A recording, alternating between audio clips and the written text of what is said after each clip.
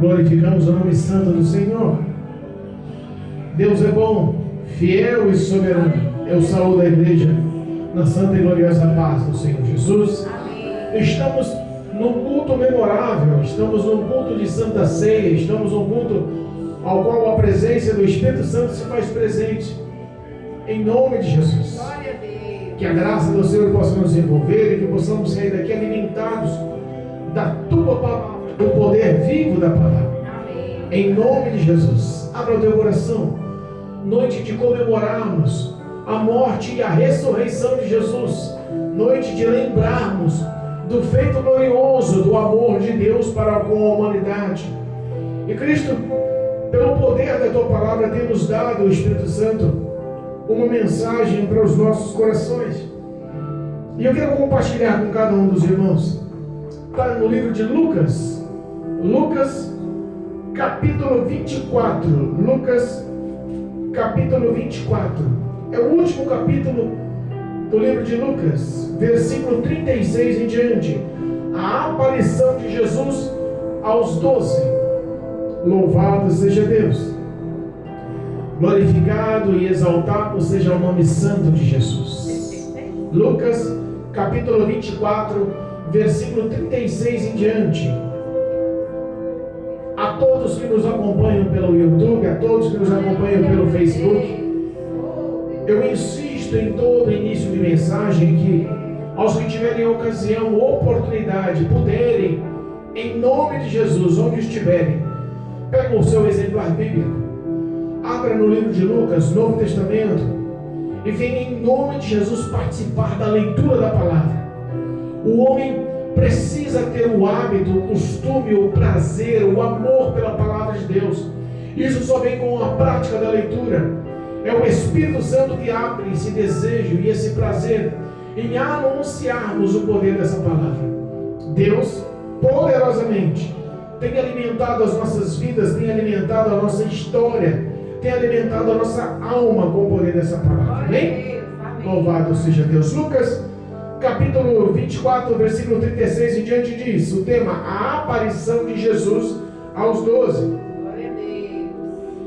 E falando ele dessas coisas, o mesmo Jesus se apresentou no meio deles e disse-lhes, paz seja convosco. E eles, espantados e atemorizados, pensavam que viam algum espírito. E ele lhes disse, por que estáis perturbados e por que sobem tais pensamentos aos vossos corações? Vede as minhas mãos e os meus pés, que eu sou o mesmo. Tocai-me e vede, pois um espírito não tem carne nem osso, como vedes que eu tenho. E dizendo isso, mostrou-lhes as mãos e os pés. E não o crendo eles ainda por causa da alegria, e estando maravilhados, disse-lhes, tende aqui alguma coisa para comer? E então eles apresentaram-lhe parte de um peixe assado e um favo de mel, o que ele tomou e comeu diante deles. E disse-lhes, são estas as palavras que vos disse, estando ainda convosco. Convinha que se cumprisse tudo o que de mim estava escrito na lei de Moisés, e nos profetas, e nos salmos. Então abriu-se-lhes o entendimento para compreenderem as Escrituras. E disse-lhes, assim está escrito, e assim convinha que o Cristo padecesse, e ao terceiro dia ressuscitasse dos mortos, e em meu nome se pregasse o arrependimento e a remissão dos pecados em todas as nações, começando por Jerusalém. E dessas coisas vos sois vós testemunhas. Eis que sobre vós envio a promessa de meu Pai. Ficai, porém, na cidade de Jerusalém, até que do alto sejais revestidos de poder. Amém? Louvado seja Deus. Glorificado, exaltado e bendito é o nome santo de Jesus. Irmãos, nós vemos nessa leitura o presságio de uma promessa poderosa. Aleluia, meu Pai. Os pensamentos de um Deus vivo, ao qual tinha um projeto, ao qual tinha um planejamento, ao qual tinha um ministério, uma ação projetada através do teu Filho amado, Cristo Jesus, para a salvação da humanidade. Convinha que Jesus viesse passar por todas as aflições, fosse entregue nas mãos dos líderes religiosos, dos sacerdotes, dos anciões, dos doutores da lei, para que padecesse, sofresse e fosse condenado à morte, morte de cruz.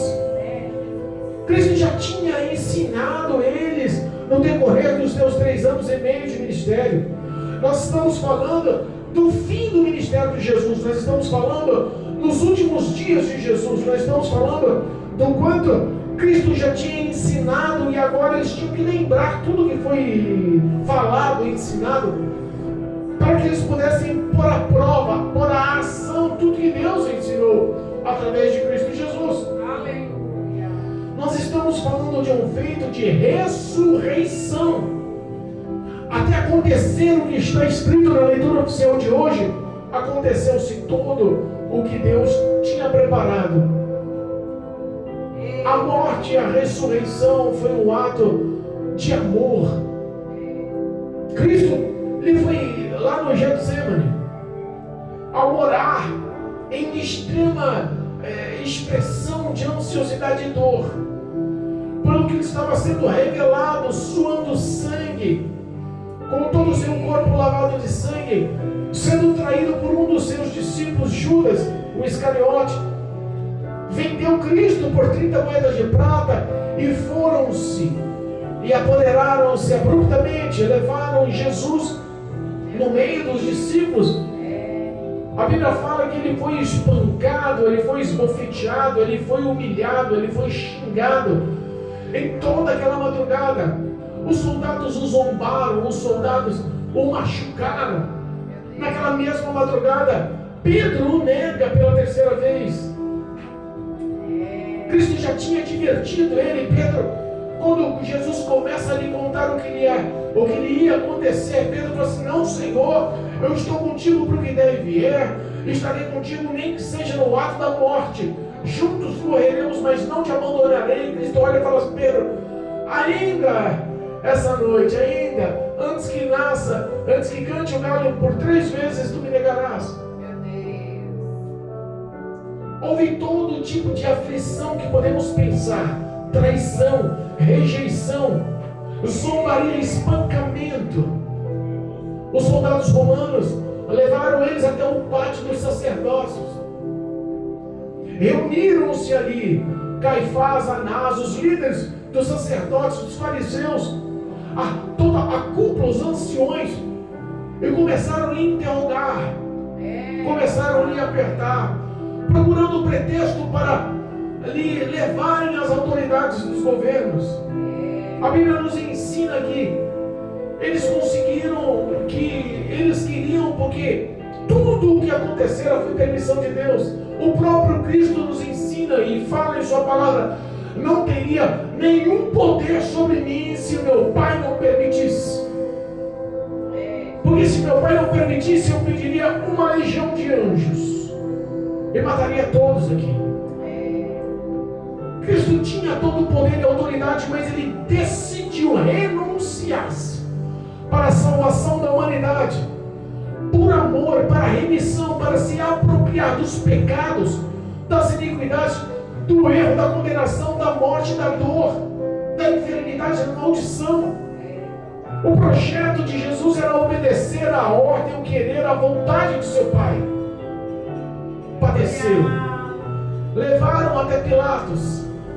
Pilatos, já sabendo, discernindo os pensamentos que todos aqueles anciões, dirigidos por Caifás e dirigidos por Anás, sabiam que toda aquela ação era uma ação de inveja, e estavam todos procurando feitos porque as obras de Jesus eram aprovadas pelo povo, pela multidão, e pelo motivo de inveja estavam tentando formular ações para matar Jesus. E a Bíblia fala que Pilatos ele lança em Jesus e manda para Herodes. Herodes olha e fala assim: não é da minha jurisdição, manda novamente para Pilatos.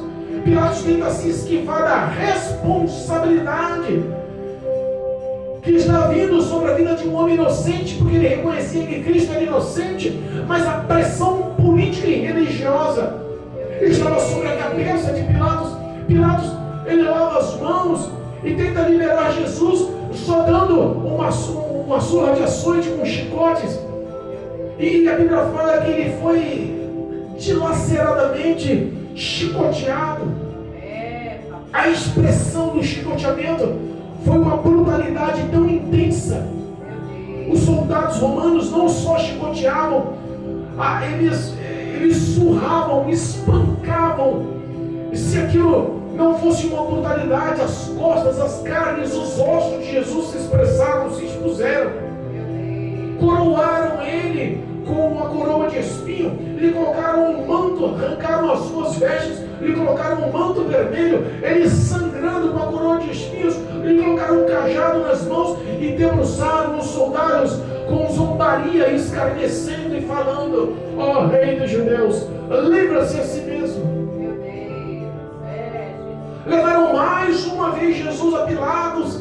Pilatos tenta mais um argumento. Vamos no dia da Páscoa, da maior celebração dos judeus, temos a incumbência de libertar um prisioneiro como fase de caridade, e ele bota lá um homicida. A Bíblia fala que o povo decidiu não soltar a Jesus, mas levar Jesus à morte, mas libertar Barrabás, libertar um homicida, libertar um ladrão, libertar um homem com más condutas.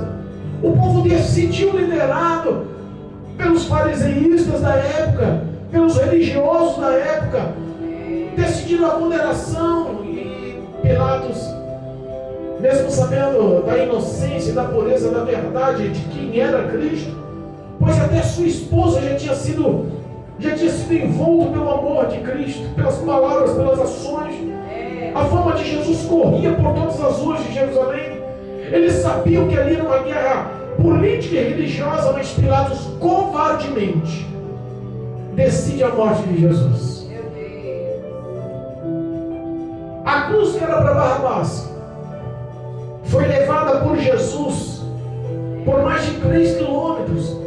Depois de açoitado, coroado, espancado, esbofeteado, esmurrado, enfraquecido em sua carne, os soldados lhe põem aquelas cruzes nas costas, com as suas carnes abertas, e ele carrega as cruzes, e por várias vezes ele cai, perde o sentido, as suas forças desvaem-se, e eles encontram um homem por nome Simão, que veio de Simão Sirineu, que veio acompanhar toda aquela situação, e eles escolhem e o obrigam a carregar a cruz. Jesus é levado ao local chamado Gólgota, ou caveira, ou sepultura aberta. Aquele local era um dos locais com maior fama e com maior medo de condenação entre todos os delinquentes da época, porque era a pior condenação que existia. Aqueles que eram crucificados eram tidos como pessoas malditas.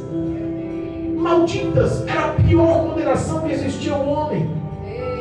O penduraram na cruz do Calvário,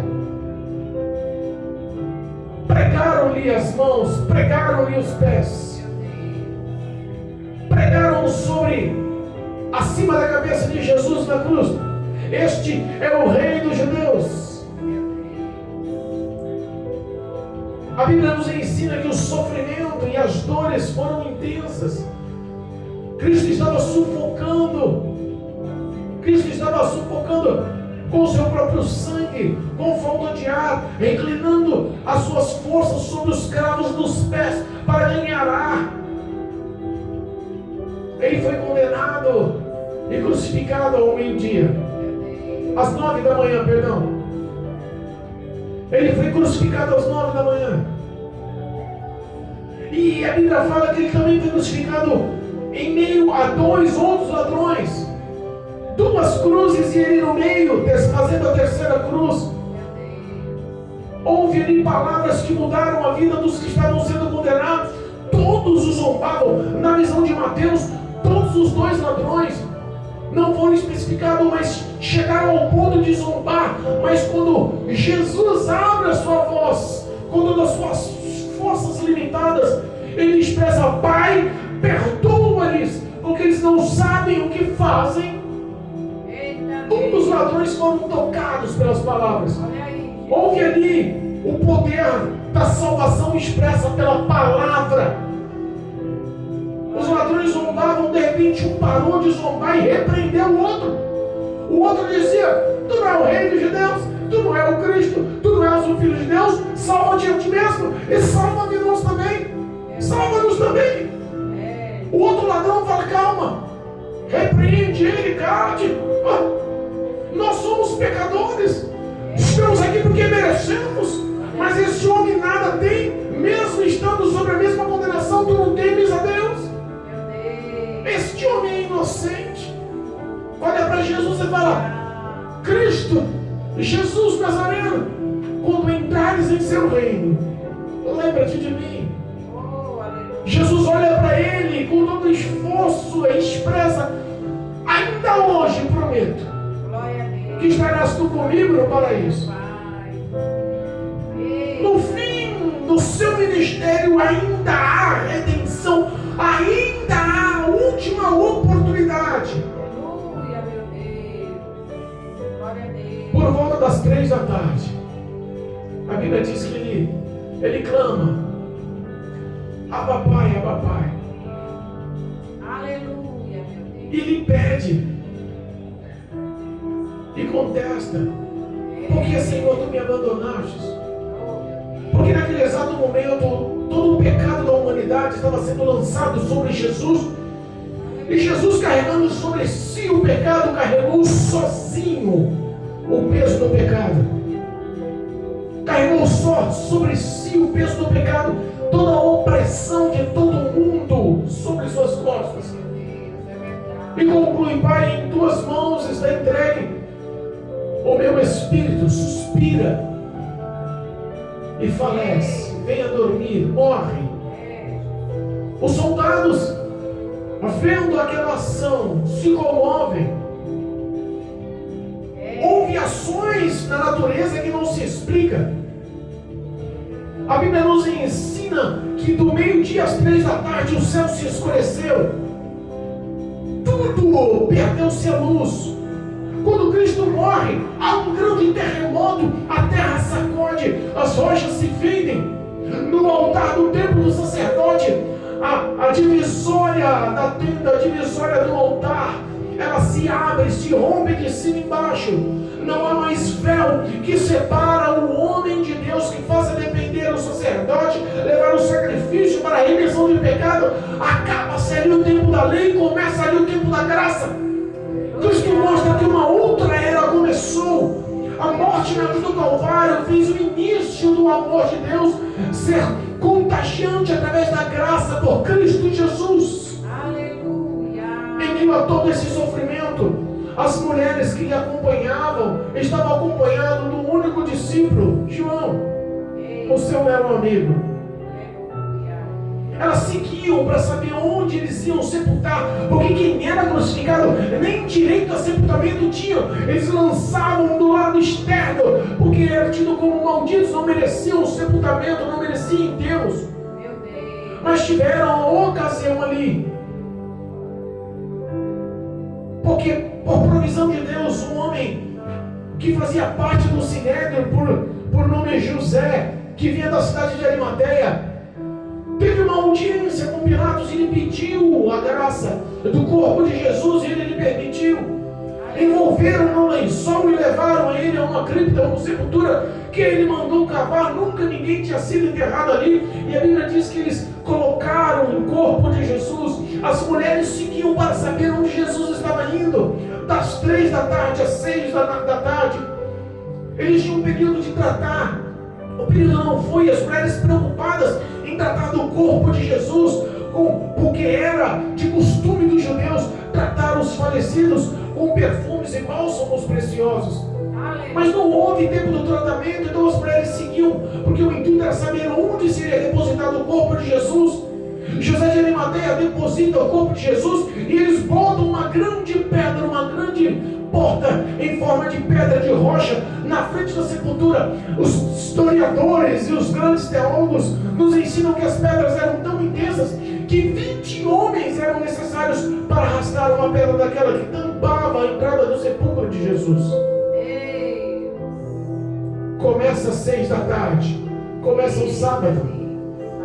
Sábado era um dia sabático, era um mandamento guardar o sábado. A lei de Moisés, os mandamentos mosaicos ensinavam eles a guardar o sábado, e sábado ninguém se fazia nada. Das 6 da tarde de sexta às 6 da tarde de sábado, todos eles guardavam o sábado. Mas a Bíblia diz que no fim do sábado, depois das 6 da tarde, reuniram-se as mulheres e foram comprar perfumes e especiarias para cuidar do corpo de Jesus. Ao amanhecer, no primeiro dia da semana, a ressurreição, predita e falada aos discípulos, predita e falada aos seguidores, acontece. Aleluia! A Bíblia diz que ele ressuscitou entre os mortos ao terceiro dia. Glória a Deus! Um anjo desce nos céus, aleluia, em forma de relâmpago com poder e glória. Aquela pedra, ela foi lacrada pela guarda pretoriana, porque os Caifás e Anás foram à presença de Pilatos na sábado à noite, na sexta noite, perdão, e falaram para ele: olha, lembramos de uma coisa, aquele enganador, referindo-se a Jesus, disse que no terceiro dia após a sua morte ressuscitaria.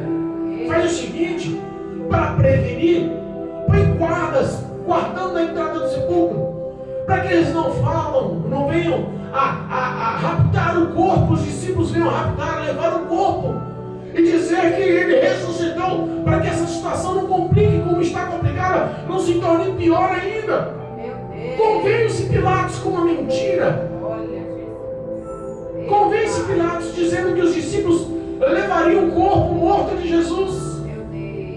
Os discípulos estavam todos chorosos, pranteando, todos estavam sofrendo um processo de dor, mas eles maquiavelicamente pensaram numa mentira e convenceram Pilatos. Pilatos bota a guarda pretoriana, montaram guarda na porta do sepulcro.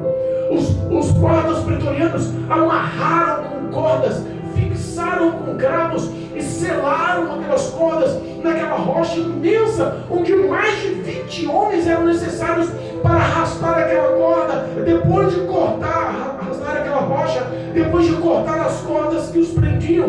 Meu Deus! Olha só, quanta situação o diabo faz, quantas ciladas o diabo proporciona, quantas atitudes ele toma para que você não chegue ao conhecimento da verdade e da promessa realizada. É verdade, meu Deus. Tudo isso acontecera.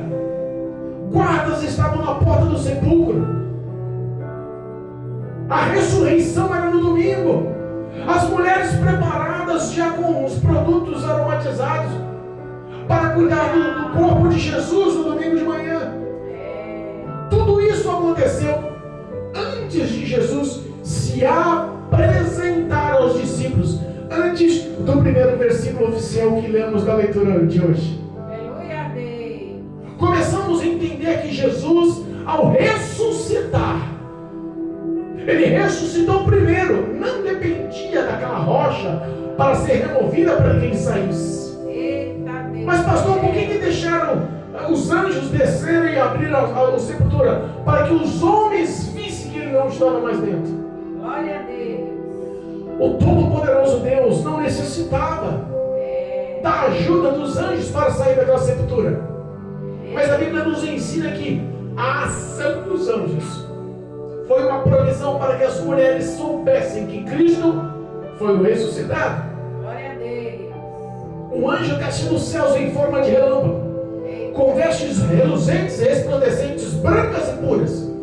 Arrasta aquela rocha que 20 homens necessitariam para arrastar. As cordas, dizem os estudiosos, que eles viram as cordas e viram que as cordas não foram cortadas, mas foram arrebentadas pela força de um anjo. Os soldados que ali viram ficaram tão pasmos, tão atemorizados, tão atemorizados, que caíram como mortos, desmaiaram. O anjo sentou em cima da rocha. Um outro anjo se apresenta dentro do sepulcro e aparece ali. Maria Madalena, Maria mãe de Jesus e as outras que estavam velando para cuidar do corpo de Jesus. Quando elas iam a caminho, elas pensavam entre si: quem vai nos ajudar a remover aquela rocha? Temos que cuidar do corpo do nosso mestre, do rabi, do nosso professor, do nosso Salvador. Quando chegam, vê os anjos, um sentado em cima da rocha, o outro, quando elas entram, vê sentado ao lado onde estava sepultado o corpo de Jesus. E eles lhe falam: a quem procuras? Procuram o morto na sepultura? Jesus já ressuscitou. Lembra do que ele disse? Faz o seguinte: vai e encontra os discípulos e a Pedro e conta o que aconteceu. Manda eles irem para a Galileia, porque Cristo já vai à frente. Olha aí, meu Deus. Jesus sempre está à frente para manifestar glória. Repara uma coisa: a primeira testificação foi a presença do anjo mostrando e falando que Jesus estava ressuscitado. Glória a Deus. Mandou elas dizerem aos discípulos. A Bíblia fala que elas, atemorizadas, com medo e pânico e ao mesmo tempo com muita alegria no coração, correram desesperadas. No meio do caminho, quem se apresenta? O próprio Jesus. Aleluia. Apresenta-se a Maria Madalena, aquela que ele expulsou os 7 demônios, aquela que se tornou seguidora fiel, aquela que teve a vida transformada, aquela que se tornou uma discípula de Jesus. Glória a Deus. Apresentou-se a ela, cumprimenta todas com a paz do Senhor. Glória a Deus. Fala que ela, para ela ir lá e contar, e fala para ela ir, fala para ela mandar a mensagem para os discípulos irem para a Galileia. Tinha uma casa junto a Galileia, junto ao mar, onde eles se reuniam, junto ao mar de Tiberíades. E a Bíblia diz que elas foram e chegaram aos discípulos, pranteando e chorando, sofrendo. Ela entra e expressa tudo o que aconteceu. Mas naquela época, a palavra de uma mulher não tinha honra. A palavra de uma mulher não tinha valor. Eles poderiam analisar quem era Maria Madalena, quem era a mãe de Jesus, que estava ali testificando que Jesus ressuscitara. O testemunho delas são bons, o testemunho delas são aprovados. Elas foram convertidas, tocadas. Em nenhuma obra do passado, depois que encontrou Jesus, houve-se falhas no caráter, na conduta, ou alguma mentira dessas mulheres. Elas ajudavam a custear e a bancar o ministério dos 12 de Jesus. Aquelas mulheres eram dignas de aceitação, mas o dito da época é que as mulheres não tinham honra em suas palavras, e eles não acreditaram naquelas mulheres. Não acreditaram em Maria Madalena, não acreditaram em Maria, mãe de Jesus. Jesus, sabendo e entendendo que o diabo estava ali lutando para que toda a promessa do reino se cumprisse a ponto de se expandir e alcançar a humanidade, ele forma uma outra situação. Encontra-se com 2 seguidores que estavam com os discípulos, indo para o interior, para uma cidade a caminho de Emaús, distante uns 15 quilômetros. Não era longe, eles iam a pés, conversando e dialogando, parafraseando e contando um para com os outros tudo o que estava acontecendo, tudo o que Jesus sofreu, a crucificação. Eles iam comentando inocentemente. De repente a Bíblia fala que Jesus se apresenta e começa a andar no meio deles e finge que não sabe o que está acontecendo, o que vocês falam tanto, o que houve, qual a novidade. E eles repreendem: mas rapaz, tu não é de Jerusalém não? Tu não está sabendo o que está acontecendo nos últimos dias? Não conhece a história de Jesus, o Nazareno, o profeta, filho de Deus, que era rei dos judeus? Tínhamos ele como Salvador, tínhamos que ele viria libertar os israelitas. Aleluia. E ele conta para mim a história.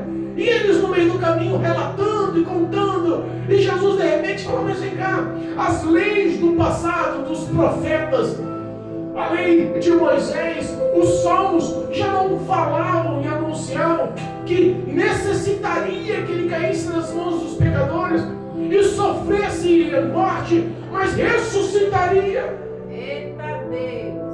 Jesus andando com eles, começa a mostrar o poder das Escrituras, começa a mostrar o poder da palavra de Deus. Entenda uma coisa, o homem só consegue abrir o entendimento, abrir o conhecimento, ter fé, quando ele começa a se envolver com a palavra de Deus. Se você está errante, se você está afundando, se a sua história não está sendo uma história de vitória, lhe falta conhecimento do poder da palavra. Essa palavra tem poder.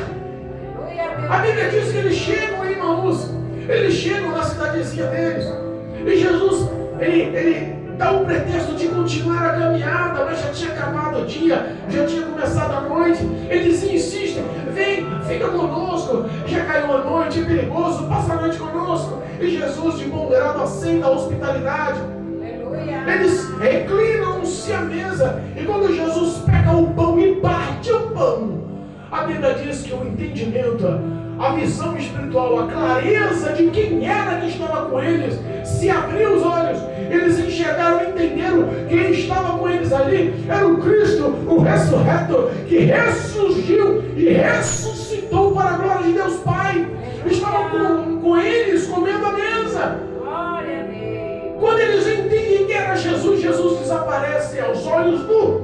Eita, meu E eles comentam um com o outro. Não ardia o teu coração quando ele falava das Escrituras? Não ardia o teu coração quando ele nos ensinava? Não ardia o teu coração com alegria quando ele estava conosco?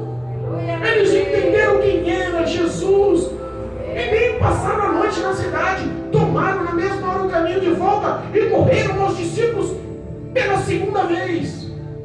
A declaração das mulheres não foi válida. Elas falaram, vimos um anjo, a porta do sepulcro estava aberta. Eles falaram que Jesus ressuscitou e mandou vir aqui anunciar. Encontramos no meio do caminho o próprio Jesus. Nos mandou falar para vocês ir para Galileia, que ele estava aí na frente para se encontrar com vocês.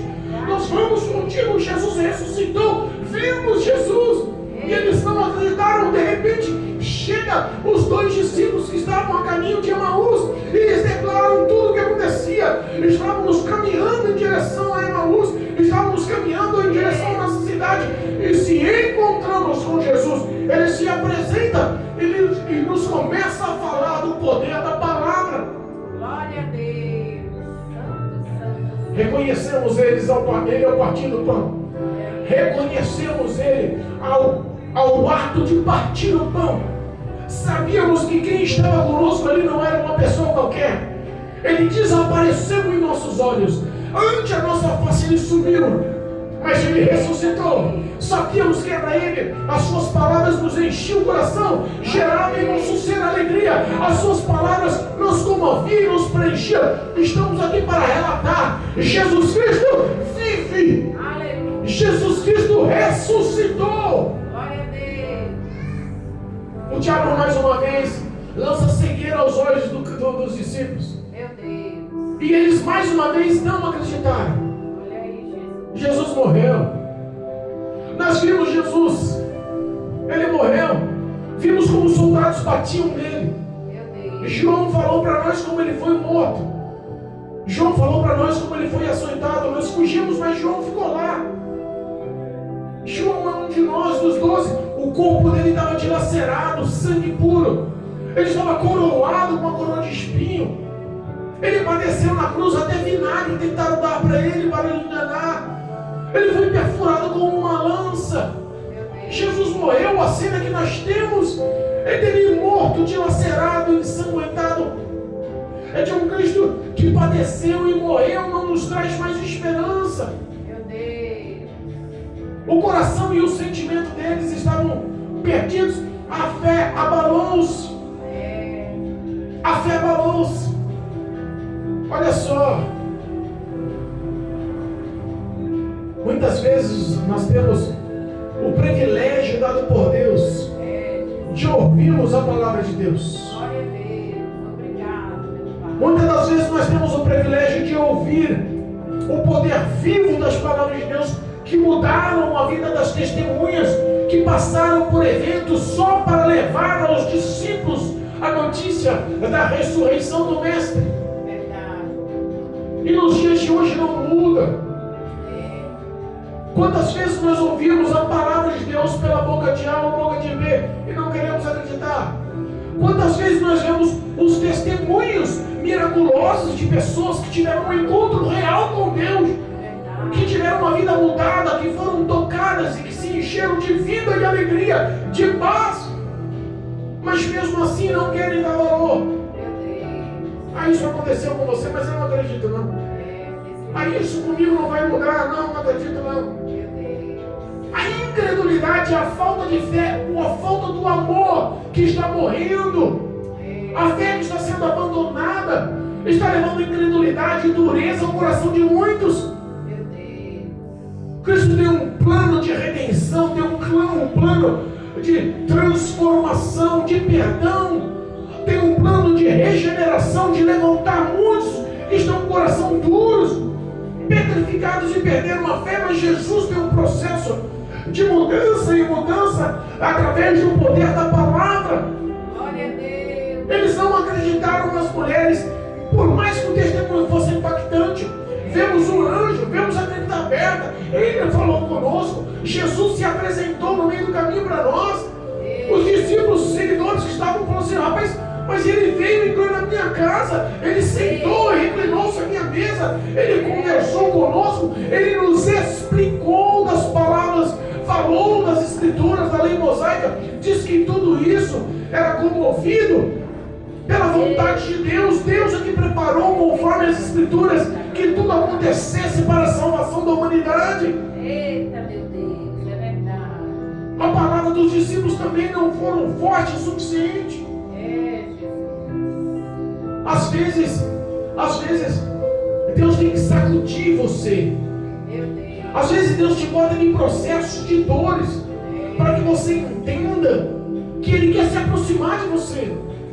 Os discípulos estavam tão amargurados, tão chorosos, tão desvanecidos de fé, que o pensamento deles era parar com tudo aquilo.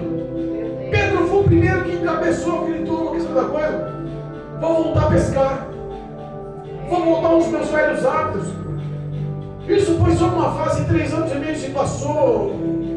O negócio é cuidar da minha mulher, vou voltar para minha casa.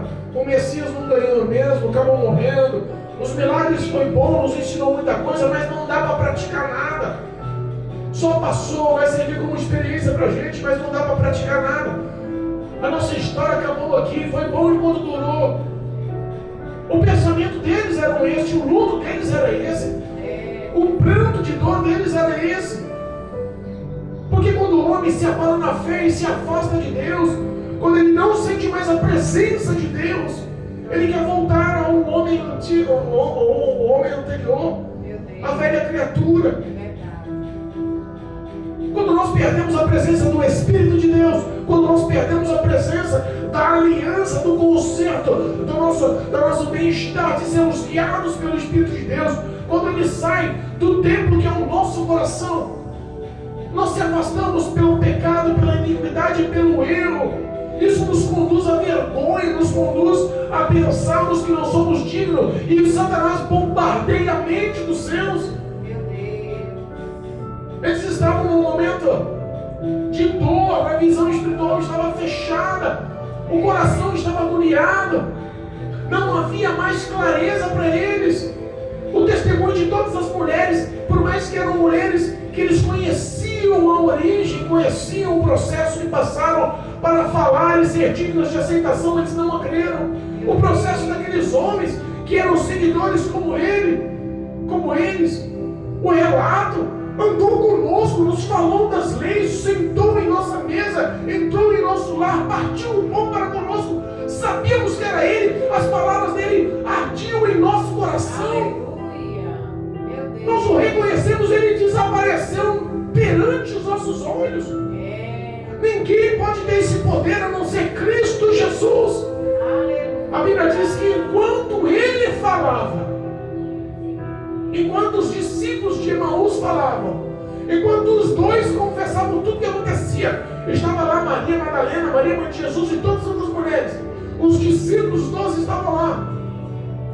Enquanto eles relatavam, Jesus aparece no meio deles.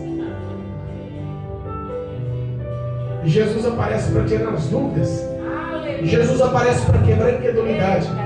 Jesus aparece para tirar todos os maus pensamentos que geram uma velha criatura ativa novamente. Olha aí, meu Deus. Jesus aparece para mostrar que ainda há esperança.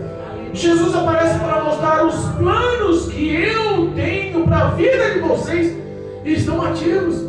Jesus aparece para mostrar para eles há um início de carreira para vocês agora. Eita Deus. Eles não acreditaram, sabe que eles viram Jesus, sabe, pessoa, é um fantasma. Pensaram com medo, é um fantasma, é um espírito, não é Jesus. A nossa lembrança é de um Jesus morto na cruz do Calvário. A nossa lembrança é de um Jesus chicoteado, coroado, esmiuçado de dores, espancado, escarrado, zombado. Ele olha e fala assim, mas vem cá, um espírito não tem carne e osso como eu tenho. Põe a mão nas minhas feridas.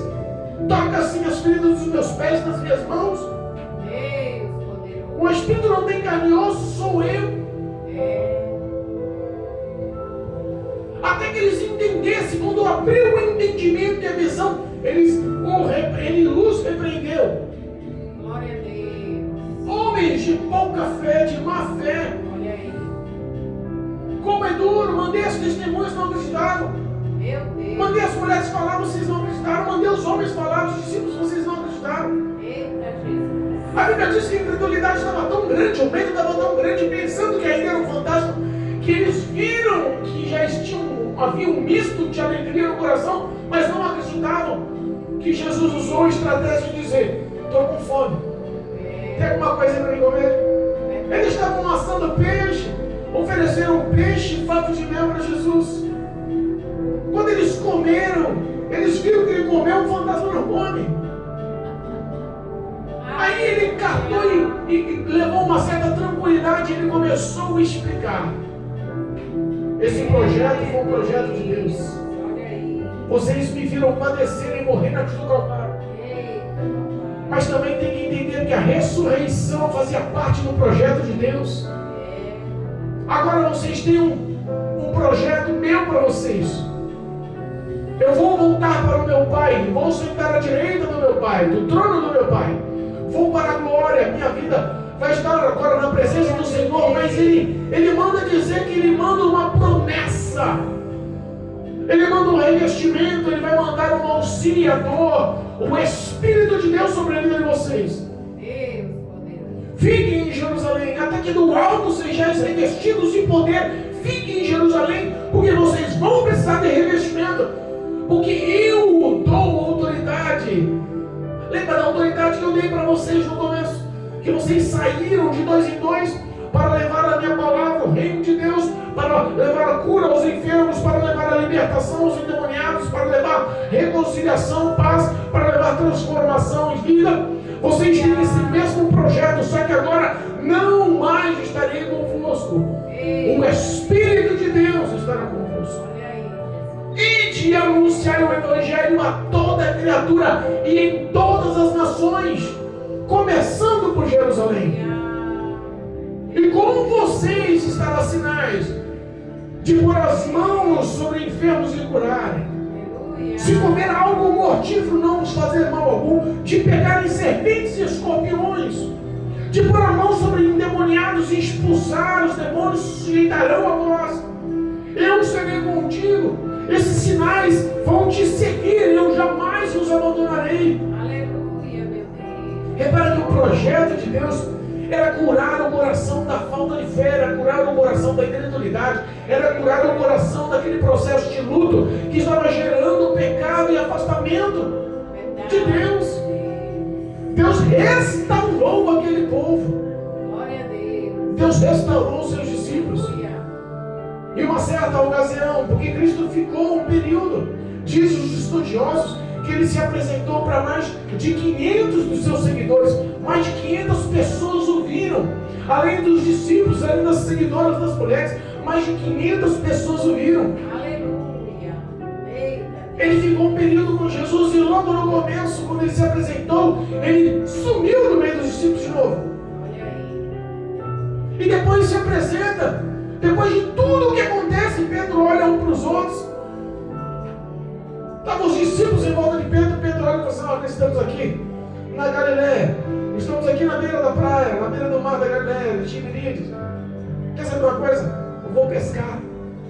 Pedro ainda queria buscar a raiz da velha criatura. Pedro ainda estava tutubiando, balançando, sabe por quê? Porque ele tinha negado a Cristo 3 vezes, estava enfraquecido. Não conseguia enxergar Jesus com os mesmos olhos. Ele cobrava-se, o coração dele estava ferido, um buraco. E a Bíblia diz que ao pescar, não conseguiam pescar. Nada pegar. Jesus aparece na beira da praia. Olha para eles e fala: aí, pegaram. Começa a fazer uma fogueirinha. Ó, lança a rede. Que nem da primeira vez com Pedro, lança a rede do lado direito aí. Fizeram uma grande pesca, 153 grandes peixes. Na hora lembraram: peraí, lança a rede? Um olhou para o outro e falou assim: será que é Jesus? Todos pensaram, mas ninguém tinha coragem de falar um para o outro. Quando chegaram à terra, quando chegaram na beira da praia, olharam e viram que era Jesus. Glória a Deus. Assaram o peixe com Jesus, comeram com Jesus. Eles reconheceram, se alegraram, viam a paz novamente entre eles, a comunhão novamente entre eles. O mesmo processo de ajuntar os discípulos, foi o mesmo processo no final de reconciliar os discípulos. Aleluia. Reconciliar em fé, em restauração, em vigor, em virtude para sair e anunciar o Evangelho. Glória a Deus. A Bíblia fala que Jesus pega Pedro à parte. Pedro era aquele mais bruto, era aquele mais arisco, mais áspero, que tinha negado Jesus e estava se cobrando, o coração machucado. Não sou digno, vou voltar para a pesca. Não sou a altura dos outros que se manteram fiéis. E a Bíblia diz que Jesus pega Pedro, leva no canto e começa: Pedro, tu me amas, Pedro? Pedro olha e fala: amo, Senhor, tu sabes. Então apacenta minhas ovelhas, Pedro. De novo, olha Pedro, caminhando: tu me amas, Pedro? Tu sabes, Senhor, eu te amo. Então apacenta as minhas ovelhas, Pedro. E continua caminhando pela terceira vez: Pedro, tu me amas, Pedro? Pedro lembra da rejeição pela terceira vez. Lhe cai um processo de arrependimento no coração. Aleluia. E Jesus olha para ele e fala: Pedro, se tu me amas. Ele fala: amo, Senhor, tu sabes todas as coisas. Glória a Deus. Apacenta minhas ovelhas. A partir de agora você não é mais quem é. Antes você andava e tomava decisões por si só. Mas vai chegar o tempo que vão te pegar pela mão e vão te guiar. E você não vai ter mais poder. Então a gente estava mostrando o presságio do fim da vida, da história do ministério de Pedro. Glória a Deus. E foi o que aconteceu. Virou um mártir, líder dos discípulos. O ministério e a vontade de Deus se cumpriu sobre a vida dos 12. Glória a Deus. Eles se converteram de um tal modo. Eles mudaram as suas condutas e as suas expressões, os seus atos de um tal modo que anunciaram o Evangelho a todos, em Jerusalém e fora de Jerusalém, e levaram aos gentios. Aleluia. A história daqueles homens foram histórias que viraram mártires, morreram de formas sangrentas e tortuosas, decapitados a fio de espada, crucificados, escarnecidos. Mas a Bíblia diz que nenhum deles negou a Cristo. Glória a Deus. Nenhum deles negou a Cristo. E foi por eles que iniciou o processo de igreja. Aleluia. Foi por eles que iniciou o processo de cristianismo. Olha aí. Foi por eles que abriu-se a porta da graça. Eles foram a representação máxima do Evangelho sobre a face da terra. Muitas pessoas se converteram. Muitas pessoas valorosas vieram ao Evangelho, a temer ao Senhor. Glória a Deus. Cristo jamais, de forma alguma, deixaria o povo só, abandonado. O que ele queria era que verdadeiramente a vontade do Pai se cumprisse. Aleluia. E a vontade do Pai era que o Evangelho chegasse até o Marcelo Verdade. em 2024. A vontade do Pai era que o Evangelho chegasse até o Jardim Filhos da Terra Verdade. em 2024. Chegasse a São Paulo, chegasse a nossa nação, Brasil, a toda a América do Sul, a América do Norte, a América Central, chegasse a todos os continentes. Aleluia. Chegasse a todos, fazei novos discípulos, batizai-o em nome do Pai, do Filho e do Espírito Santo. Aquele que crê será salvo, que não crê já está condenado. Era o que Cristo tinha em mente. Selecione, anuncie, e o Espírito Santo vai fazer a mudança, a ação espiritual e a salvação sobre todos que crerem. Aleluia. Glória a Deus. O Evangelho iniciou-se a porta da graça com Cristo Jesus e os seus discípulos. E nós sabemos que está próximo o dia de fechar a porta da graça. É verdade. Encerrar mais uma etapa de salvação pelo arrebatamento da igreja. É verdade, meu Deus. Poucos entendem isso, mas o arrebatamento está às portas. Em nome de Jesus, mude a sua conduta. Jesus te ama, morreu na cruz do Calvário por você e morreu para perdão dos seus pecados, para que você se arrependa e se torne filho de Deus, o aceitando como Senhor e Salvador. É verdade. Não deixe que os projetos de Deus sejam mortos na sua vida pela incredulidade e a falta de fé. Dê ouvido aos testemunhos, dê ouvido à palavra, dê crédito aos profetas. Aleluia, meu Deus. Valorize a oportunidade que temos de viver com o Senhor. É verdade. Em nome de Jesus. Glória a Deus. Em nome de Jesus. Creia. Amém. Em nome de Jesus, creia. Glória a Deus. Em nome de Jesus. Amém.